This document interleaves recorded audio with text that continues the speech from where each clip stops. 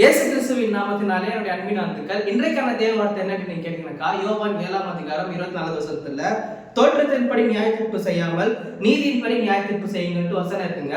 நீங்க ஒரு வேலைக்கு இன்டர்வியூக்கு போறீங்க, அவங்க என்ன பண்ணுவாங்க, உங்களுக்கு என்னென்ன ஸ்கில் இருக்குன்னு பார்க்காம உங்க அவுட்ஃபிட்டை பார்த்தே ஜட்ஜ் பண்ணிடுவாங்க. அதே மாதிரி தான் உங்க வாழ்க்கை வந்து ரெண்டு பக்கம் இருக்கும். எப்படின்னாக்கா நீங்க கஷ்டமும் பண்ணிட்டு இருப்பீங்க, உங்க வாழ்க்கையில சந்தோஷமா இருக்கும். ஆனா சில பேர் என்ன பண்ணுவாங்கன்னு நீங்க கேட்டீங்கன்னாக்கா, நீங்க சந்தோஷமா இருக்கிறத ஒண்டி பார்த்துட்டு, ஓ பையன் இவ்வளவு சந்தோஷமா இருக்கான்ப்பா, இவனுக்கு கஷ்டம் என்னமே தெரியாது போல இருக்குது அப்படின்னு ஜட்ஜ் பண்ணிருக்காங்க தானே. அதாங்க வாழ்க்கை.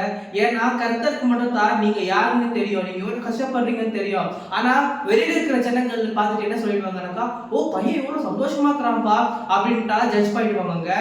நீங்க எப்படி மத்தவங்களை ஜட்ஜ் பண்றீங்களோ அதே மாதிரி தான் மத்தவங்களும் உங்களை ஜட்ஜ் பண்ணுவாங்க.